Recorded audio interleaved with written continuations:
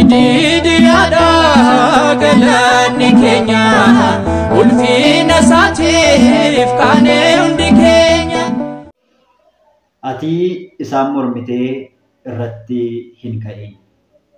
Hordoftoota Ididaa YouTube biyya keessa akkasuma biyya alaa ta'uudhaatiin karaa gola Ididaa YouTubeidhaa kanneen daawwataatti jirtan bakka jirtan lafa jirtanitti nageenyi Waaqayyoo isiniif haa baay'atu. Baga guyyaa kabajaa guyyaa itti ergamaa ifaa abbaa misiraachoo qulqullicha Gabri'eel guyyaan itti yaadatamu baga nagaadhaan geessan.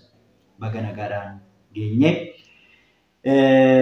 Egaa guyyaan kun guyyaa itti ergamaan ifaa ergamoota hangafootaa keessaatii tokko kan ta'e ergamaa Gabri'eel kan itti yaadatamudha. Kanaatiif kutaa kitaaba qulqulluu keessatti ragaalee waa'ee isaatiif barraa'an muraasa kaasuudhaatiin waa'ee ergamaa kanaatiif kitaabni qulqulluun waa'ee isaa maal dubbataa maal hojjete kan jedhu waliin ilaalla. Egaa ta'uuti seerri ba'uu boqonnaan 23 lakkoofsa 21 gubbaa irratti jechi barraa'ee jiru. Isaaniin mormitee irratti hin ka'inii jedhe.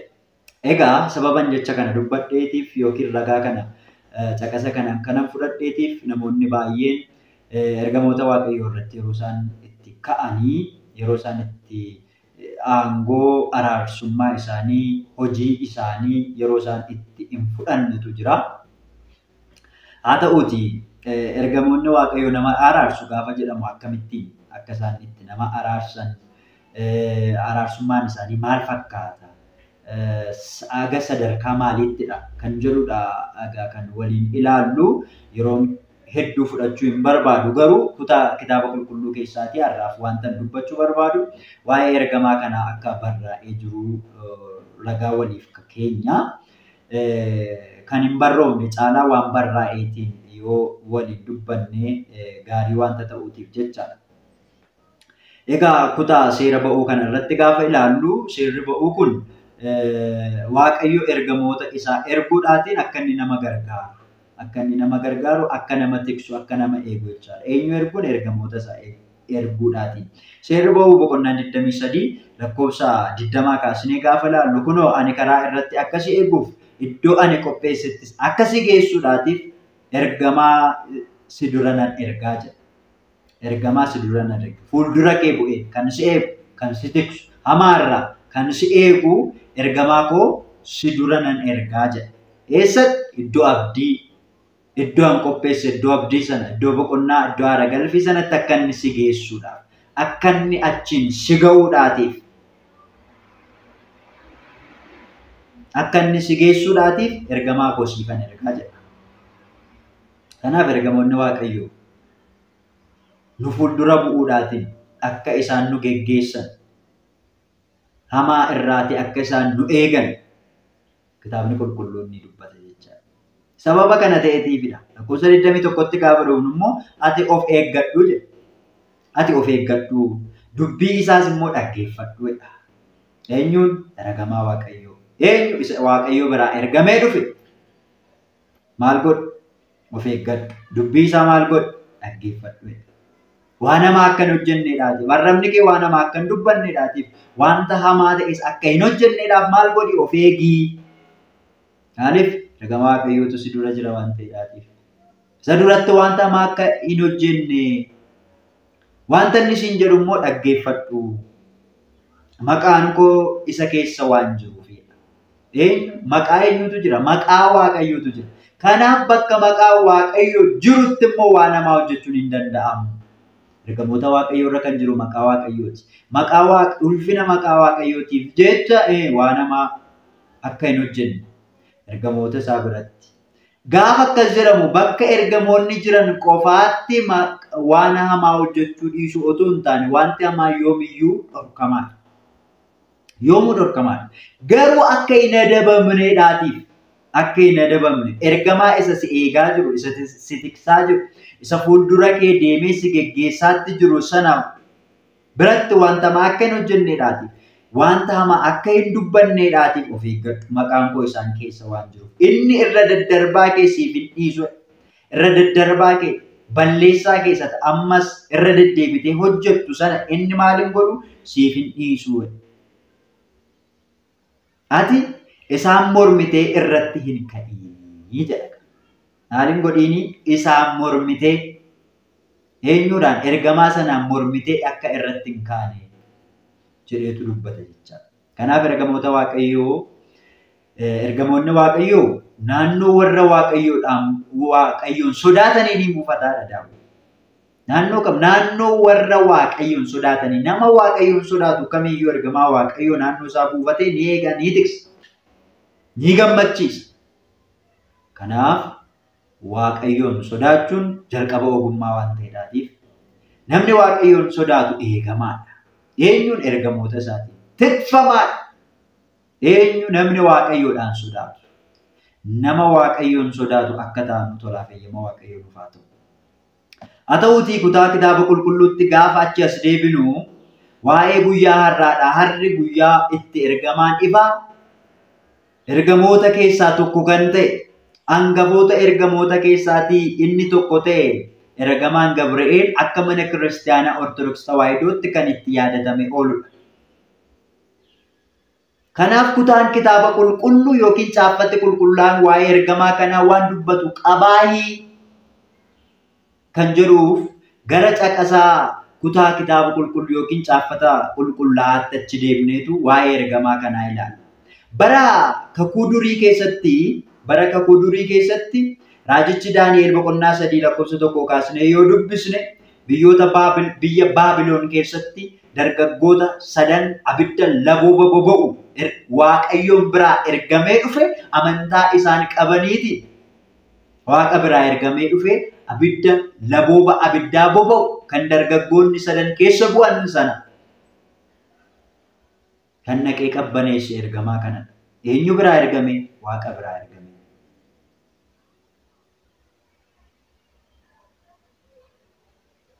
Kanaaf ergamoonni Waaqayyoo akka abiddaati.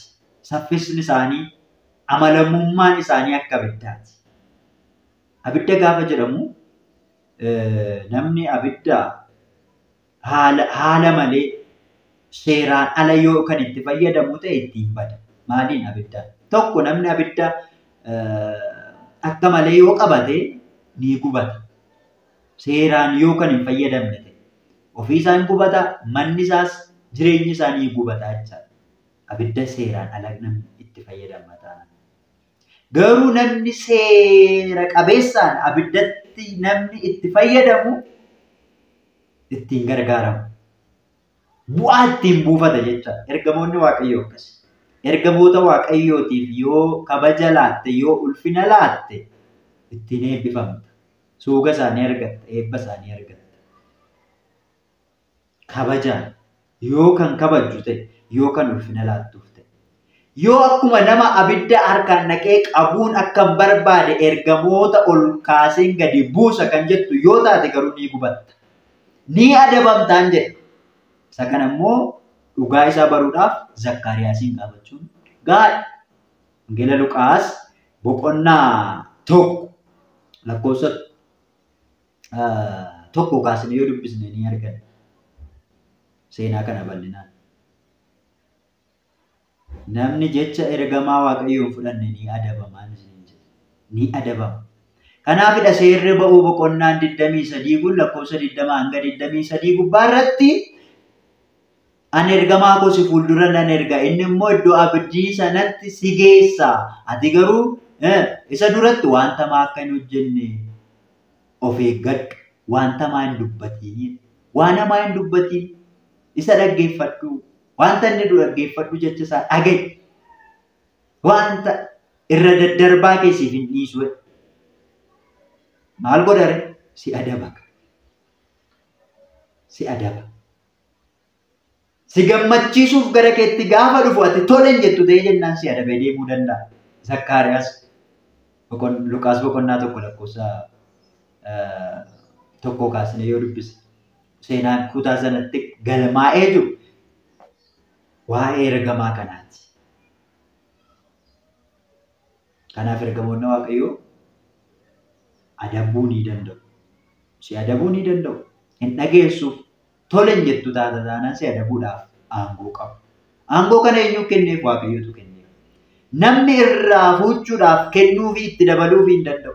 Dabaluufi sirrisuudhaafis namni gonkumaa hin danda'u. Kan kenneef Waaqayyoodha waan ta'eedhaaf. Kanaaf ergamoonni Waaqayyoodha Waaqa biraa ergamanii gara dhala namaatti ni ergamu. Isaan keessaatii tokko eenyudha? Hangafa ergamootaa kan ta'e qulqullicha Gabreelidha. Dargaggoota sadana gara Waaqayyootti boo'an. Waaqayyo inni nuti itti amannu abidda boba'u kana keessaatii nu baasa jedhanii gara abiddaatti amantaa isaaniitiin kan darbataman. Waaqayyo amantaa isaanii ilaalee eenyu ergeef? Ergamaa isaa ergeef. Ergamichi eenyu? Gabri'eel. Fuulli isaa fuula ilma Waaqayyoo kan fakkaatudha Daani'el. Fuulli isaa fuula ilma Waaqayyoodhaa kan fakkaatu jedheetu barreessa. Dargaggooti sadan abidda keessa gaafa buufaman 4 ta'ee argama. 4ffaa ta'ee argama. Keessumaa inni 4ffaan sun garuu fuulli isaa ifaa kan ta'e akkuma fuula ilma Waaqayyootii. Ifaa kan ta'e surraa kan qabu. Gaafa inni labooba abiddaa sana keessa bu'u dargaggoonni sun ofii gubachuu miti. Namni waan nama ajaa'ibu abiddi sun laboobi isaa xaafiin labooba isaatii warra bakkee jiran iyyuu kan gubee ajjeese. Isaan garuu abidda sana keessa ta'anii homaallee hin taane. Xaafiin uffata isaaniillee homaa waa tokkollee hin taane. Ergamaa Waaqayyootu achi keessa jira. Isa Waaqa biraa ergamee dhufetu isaaniin bira buufatee jira waan ta'eef. Kanaafidha Daawit naannoo warroota Waaqayyoon sodaatanii ergamoonni Waaqayyoo ni buufatu jedhe. Maarree dargaggoonni sadan sun Waaqayyoodhaan ni sodaatu ni safeeffatu. Kanaaf ergamaa Waaqayyoo dhufee naannoo isaanii buufate. Hamaarraa isaan eege abiddaan gubachuu irraatii isaaniin oolche. Eessaa dhufe? Waaqa biraa ergamee dhufe.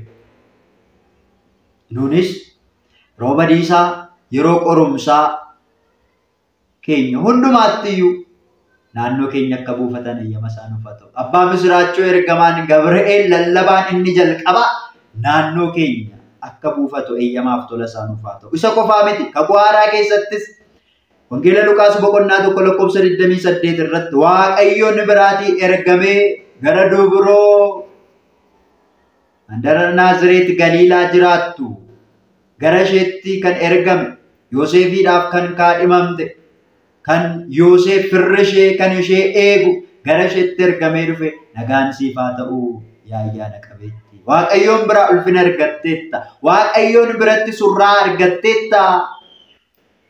Ni ulfooftaa ni deessa. Maqaa isaa Yesuus jettee moggaastaa jedhee kan itti eenyudha? Ergamaa Gabri'eel. Waaqa biraa ergamuudhaan dhufe jecha. Waaqayyo bu'uura Addaamiif waadaa seene sanaan sanyii kee irraatii dhaladhee nama ta'ee dhufeetan si fayyisa jedhee bu'uura waadaa Addaamiif seene sanaan guyyaan isaa yeroon isaa guyyaa 5 walakkaan akka lakkoofsa Waaqayyootti gaafa ga'ee jedhu ergamaa isaa erge. Eenyuun? Gabri'eel abbaa Misiraachoo lallabaa isa jalqabaa samii irratti ergamoota gidduutti isa lallabe. Jabaadhaa dhaabbadhaa isa jedhe. Hanga Waaqayyoon argannutti jabaadhaatii dhaabbadhaa jedhee lallaba isa jalqaba samii keessatti ergamoota biratti kan lallabe. Tasgabbeessaa ergamootaa kan ta'e Gabri'eel gara dubroo Yoosefiif kaadhimamtee jirtutti maqaan dubroo kanaas Maariyaam kan jedhamtutti ergamee dhufe. Nagaan siif haa ta'u yaa ayyaana qabeetti jedhe. Nagaan siif haa ta'u yaa ayyaana qabeetti. Waaqa biraa ayyaana argattee jedhe. Waaqayyoon biratti surraa argatte jedhe. Surraa yookiin ayyaana jechuun namni ayyaana qabu yookiin namni surraa qabu abaluu ayyaana qaba jedhama naannoo keenyatti, naannoo Oromiyaa keessatti. Oromoo biratti kun beekamaadha. Abalus ayyaana qaba. Abalu ayyaantuudha. Akkas jechuun gaafatee dhabuu hin danda'u namni kun ayyaana qaba waan ta'eedhaatiif. Gaafa roobni roobuu didee ongeen dheeratu nama ayyaantuu qabutu barbaadama. Abbee. Maal gochuudhaaf Waaqayyoon kadhatee roobsuudhaaf? Maaliif ayyaantuudha namni kun? Ayyaana qaba. Eessaa Waaqayyoon biraa? Namoonni baay'ee waa'ee Maariyaamiitu isaaniin gaaffiitti ta'a. Waa'ee Maariyaamii miti dhiisi. Namumti kamiyyuu jechaadha. Namni kamiyyuu ayyaana ni qabaata. Ayyaantuu ta'ee dhalata namni tokko. Yeroo baay'ee araara gubbaa irratti nama ayyaantuu qabutu barbaadama. Maaliif araarsuudhaafidha malee waan biraa miti bara. Abaluu ayyaantuudha gaafa jedhamu araarsuu danda'a. Ganamuma kennaan kun kennameef. Ganamuma dibati kun isaaf kenname. Kanaaf dubroon Maariyaamiin Gabri'eel maal jedhe? Waaqayyoon biraa ayyaana argatteetta. Waaqayyoon biratti surraa argatteetta. Surraa ayyaana maal kan godhu araarsuu kan danda'u kaa surraan ayyaanni kana dhaba. Waaqayyoon gaafattee dhabuu hin dandeessu jechaadha Maariyaam. Waaqayyoon gaafattee dhabuu hin dandeessu. Waaqayyo garaa kan isheedhaaf laafu. Kan isheedhaaf dhaga'u jechaadha karaa biraa yeroon gabaabsee isinitti. Kanaaf ergamaan kun Waaqayyoon biraa ergamee dhufee Waaqa biraa ergamee dhufee jechaadha. Dhalachuu Yesuus Kiristoos kan dubbate.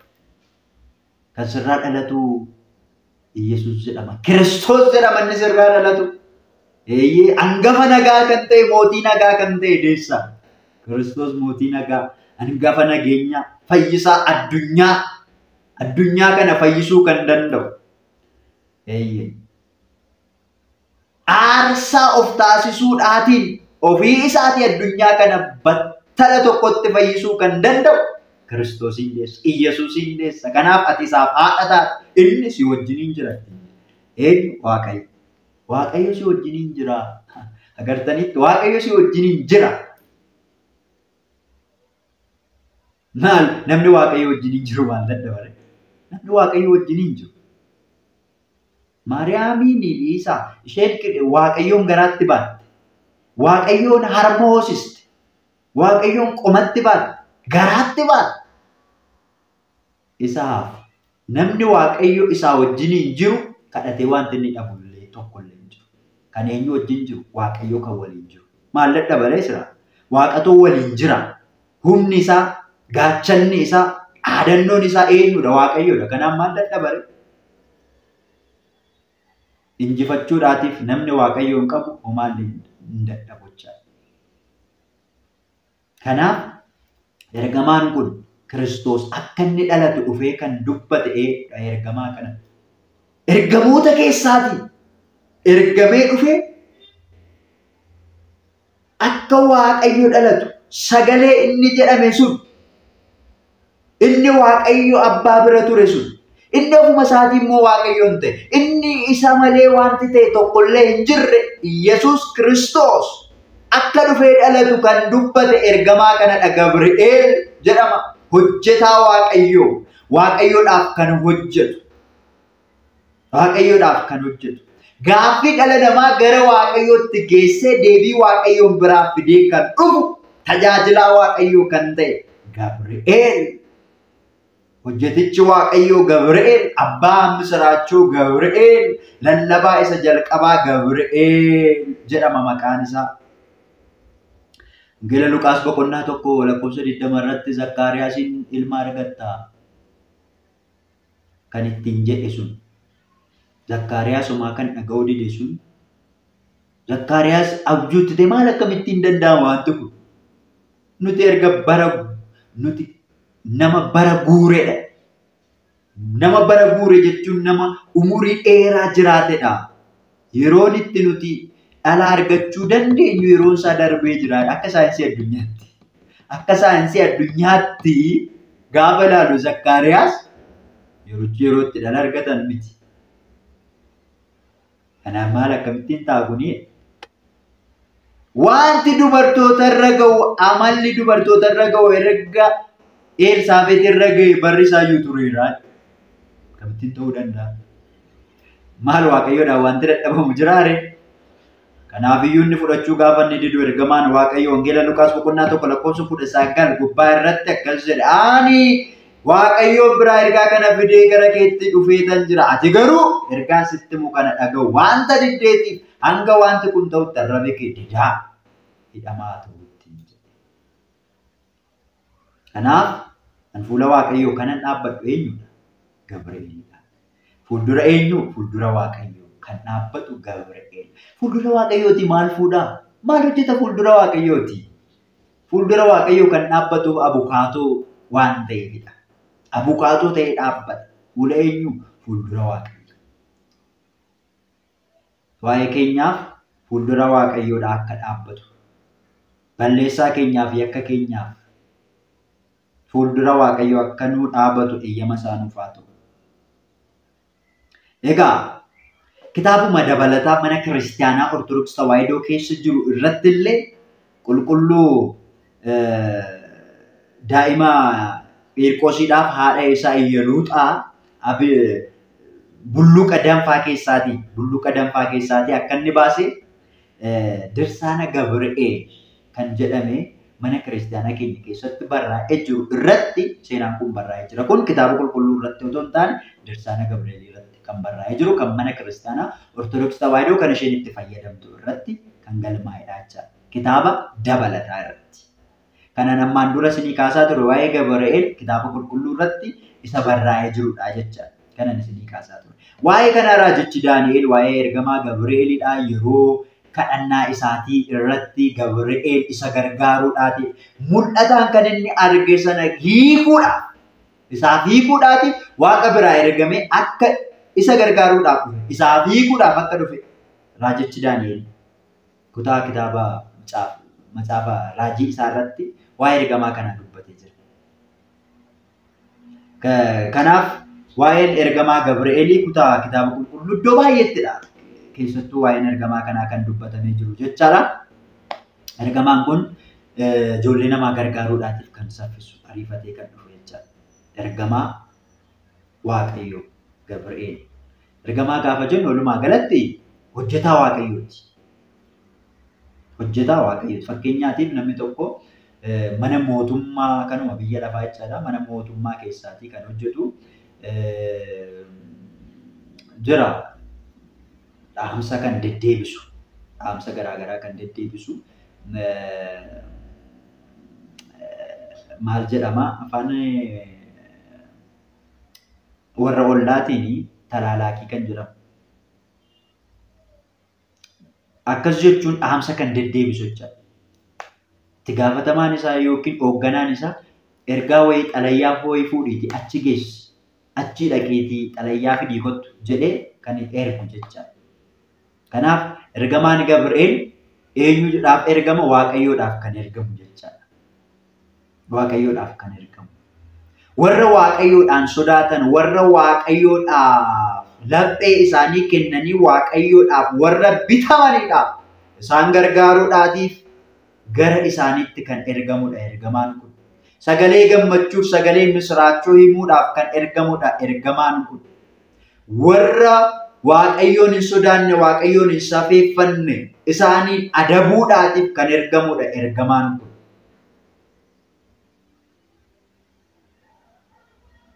Nunis nu gargaaruudhaaf, hamaarraa nu eeguuf, hamaarraa nu tiksuudhaaf, iddoo gaarii, iddoo boqonnaa ittiin nu ga'uudhaatiif akka nu waliin ta'u, nu fuuldura bu'ee akka nu geggeessu, hamaarraa akka nu eegu. Tolaa fayyama Waaqayyoo keenyaa nuuf haa ta'u. Seera ba'uu boqonnaa 23 lakkoofsa 21 atis of eeggadhu dubbii isaa dhaggeeffadhu maqaan koo isa keessa waan jiruuf inni irra daddarbaa keessiif hin dhiisu. Ati isaan mormitee irratti hin ka'in. Ammas irra deebi'een dubbadha. Ati ergamaa kanaan mormitee irratti hin ka'in. Inni irra daddarbaa kee maaliin godhu siif hin dhiisu. Ergamoota Waaqayyoo kabajuudhaan, safeeffachuudhaan, Waaqayyoon waaqessuudhaan akka jiraannu tolaa fayyama Waaqayyoo keenya nuuf haa ta'u. Waaqayyoo Waaqni keenya, fayyisaan keenya ilmi Waaqayyoo, ilmi durboo Maariyaam, Kiristoos Iyesuus arjummaan isaa, gara laafummaan isaa hunda keenyaa wajjiniin haa ta'u. Kabajni ergamaa Waaqayyoo abbaa misraachoo ergamaa Gabri'eeliidhaaf haa ta'u. Har'as yeroo hundumaa hanga bara baraatti. Amiin. Nagaa Waaqayyootiin turaa. Horaa bulaa deebanaa. Ididiyaadha galanni keenya ulfina isaatiif qaanee